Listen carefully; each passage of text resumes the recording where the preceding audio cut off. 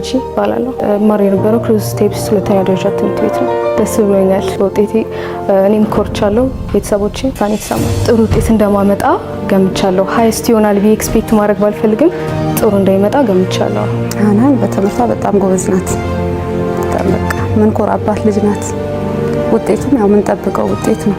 የተለየ ያጠናን ስል ተጠቅሜያለሁ የሚለው አንደኛ ነገር ታይሚንግ በደንብ ማኔጅ አድርጌያለሁ ብዬ አስባለሁ፣ ከሌላው በተለየ ማለት ነው። ሁለተኛ ነገር ደግሞ ያጠናን ስልቴ በራሱ መጨረሻ አካባቢ ሁሉም ሙሉን የማንበብ እንትን አለው። ሁሉም አብዛኛው ተማሪ እንደዛ ነው የሚያደርገው፣ ግን እኔ በዛ መንገድ አልሄድኩም።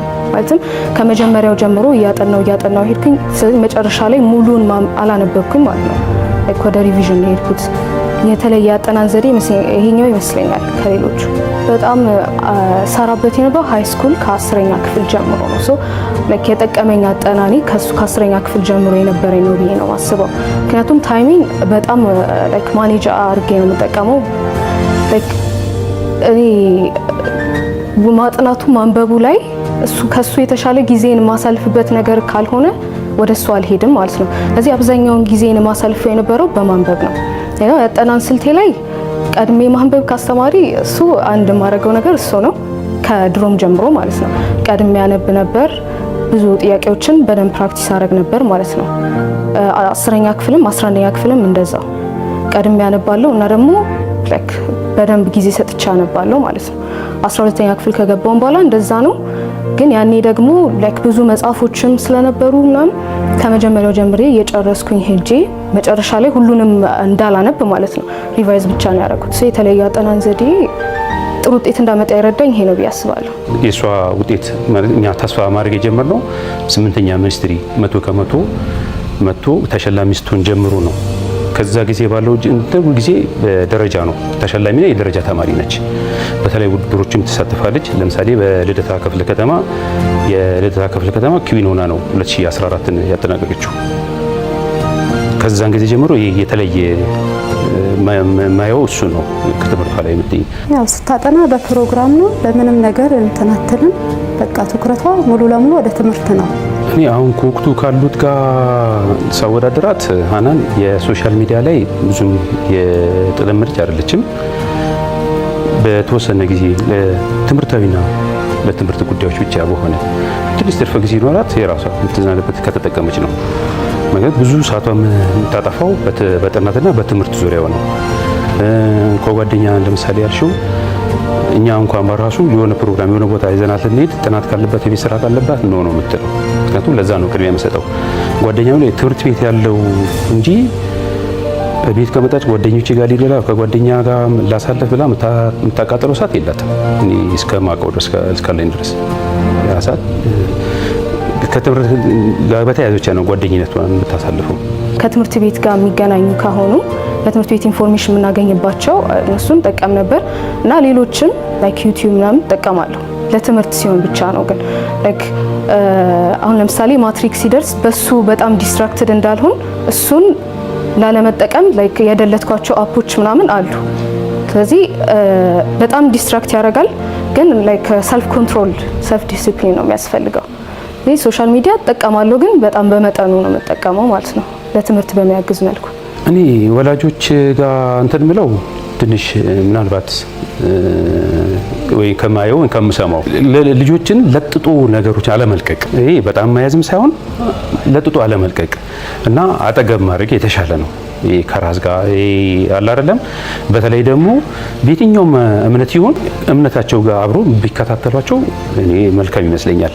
ለጥጦ መልቀቅ ሲልሽ አሁን ከሳንቲም አንፃር ይሄ እላፊ ስልክ ገዝቶ መስጠት ምናምን ለምሳሌ አሁን ያ ብትጠይቀን እንሰጣታለን፣ ግን ምን ያህል ደረጃ ራሷን ቆጥባ እንደምትጠቀም ስለምታውቅ እሷም አትፈልግም።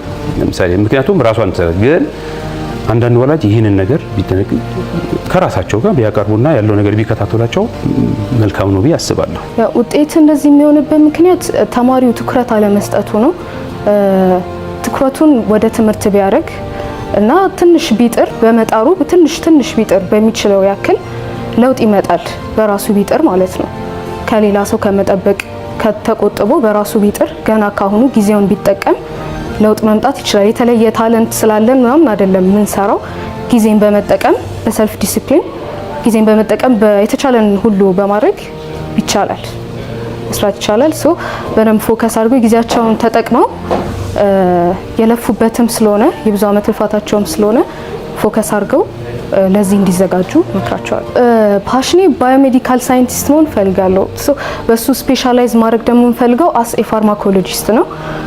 ምክንያቱም በጣም ድራግ ዴቨሎፕመንት በጣም ኢንትረስቲንግ ስለሆነ ለኔ ዝንባሌው እሱ ስላለኝ በጣም በሱ ላይ መስራት የምፈልገው አስ ኤ ፋርማኮሎጂስት። ትምህርቷን በሆነ ነገር ከስኮላርሺፕ አንስቶ ከምናምን ነገር በቃ ለመማር ሌላ ራሷን ያዘጋጀችው እውቀትን ለመሸበት ለመማር ራስን ለመቀየር ሌላ ምንም አይነት እንትን የላትም። እንደነገርኩሽ ለነዝናና እንኳን ለሆነ ነገር እንኳን እንድትነራት እንኳን ያ ነገር አያሸንፋትም። ገባሽ አይደል? ቀድሞ የምታየት እሷ የምታደርገው የያዘችው ነው። በቃ ለያዘችው ነገር ቆራጥ እንትን አላት። በዚህ መሰክርላታል። መጀመሪያ አልሐምዱሊላህ ጌታዬ ነው ማመስገን ፈልገው። ሁለተኛ ቤተሰቦቼን ማመስገን ፈልጋለሁ። አስተምረው ለዚህ ላደረሱኝ ለእናቴም ለአባቴም ሙሉ ቤተሰቦቼን ማመስገን ፈልጋለሁ ሁሉንም።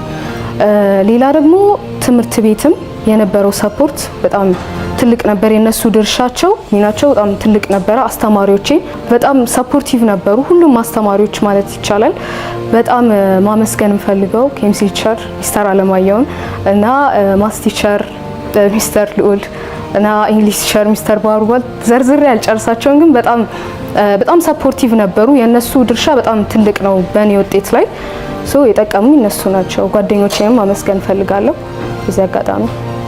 ያው ይሄ ለሴቶችም ላይክ ኢንስፓይሬሽናል ይሆናል ብዬ ተስፋ አደርጋለሁ ከኔ እንደሚማሩ ማለት ነው። ምክንያቱም ጾታም ሬስም ምንም አይገድበውም። በቃ ፎከስ አድርገው የሚሰሩ ከሆነ አላማ ካላቸው ፎከስ አድርገው የሚሰሩ ከሆነ ማሳካት ይችላሉ። ሌላው ውጤት እንደዚህ ይሆናል ብዬ ማስበው ቅድም እንዳልኩት ተማሪው ትኩረት አይሰጥም፣ ግን አሁን ብቻ ሳይሆን ከስር ጀምሮ እየመጣ ያለ ነው። ከስር ጀምሮ ትኩረት ሳይሰጡ ይደርሱና ላይክ መጨረሻ ላይም ተስፋ መቁረጥም አለ። ስለዚህ ምንም ለማድረግ አይሞክሩም፣ ለመኮረጅ ያስባል ተማሪ። አሁን ደግሞ በዚህ ጊዜ አይቻልም፣ ኢትስ ኢምፖሲብል። ለዛ ነው አሁን ያ ባህል ስላለ ነው የኩረጃ ባህል ስለነበረ ነው ብዙ ተማሪ የሚወድቀው ብዬ ማስበው ማለት ነው። ስለዚህ ራሳቸው ላይ ቢሰሩ የተቻላቸውን ቢያደርጉ ለውጥ ይመጣል፣ ከሰው ባይጠብቁ ማለት ነው። ገና ካሁኑ እንዲረዱት የምፈልገው በሰው ላይ ዲፔንድ አድርገው አሁን ይሄንን እንትን ማድረግ አይችሉም። ካሁን በኋላ አይቻልም። በራሳቸው መስራት መሞከር አለባቸው። የራሳቸው መሞከር አለባቸው። ማስተላልፈው መልእክት ሁሉም በቃ በአቅሙ የቻለውን እንዲሰራ ነው በራሱ ከሰው ሳይጠብቅ። ለዛ ከሆነ ለውጥ ይመጣል ብዬ ተስፋ አደርጋለሁ።